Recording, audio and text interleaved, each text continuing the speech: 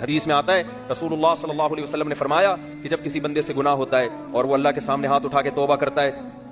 تو اللہ فرشتوں سے کہتے ہیں کہ دیکھو یہ مجھ سے توبہ کر رہا ہے نا، اس کو یقین ہے کہ کوئی خدا ہے، کوئی رب ہے جو اس کے گناہ پہ سزا بھی دے سکتا ہے اور معاف بھی، حالانکہ ابھی اللہ نے سزا دی نہیں ہے، کوئی نظر بھی نہیں آ رہی سزا اس کو یقین ہے کہ میرا کوئی رب ہے جو اس گناہ پہ سزا بھی دے سکتا ہے اور معاف بھی کر سکتا ہے، تبھی یہ مجھ سے گڑ گڑا کے معافی مانگ رہا ہے، تو میں اس کے عمل کی لاج رکھتا ہوں۔ اس کا یہ نہ بہت سے گناہ کرتے ہیں، نہیں ہاتھ اٹھاتے اللہ کے سامنے، اور اللہ کو دیکھنے کے بعد تو سارے ہی ہاتھ اٹھائیں گے، تو پھر تو سارے اٹھا لیں گے ہاتھ، توبہ کریں گے۔ اللہ کہہ رہے ہیں دیکھا نہیں ہے اس نے، میری آیات پر ایمان لایا ہے، میری نشانیاں دیکھ کر، میرے پیغمبروں کی دعوت پر لبیک کہا ہے، تو اس عمل کی لاج رکھ کے میں اس کی توبہ کو قبول کروں گا۔ حدیث میں آتا ہے پھر وہ دوبارہ گناہ کرتا ہے، پھر دوبارہ اللہ کے سامنے آ کے معافی مانگتا ہے، اللہ کہتا ہے دوبارہ گناہ ہو گیا،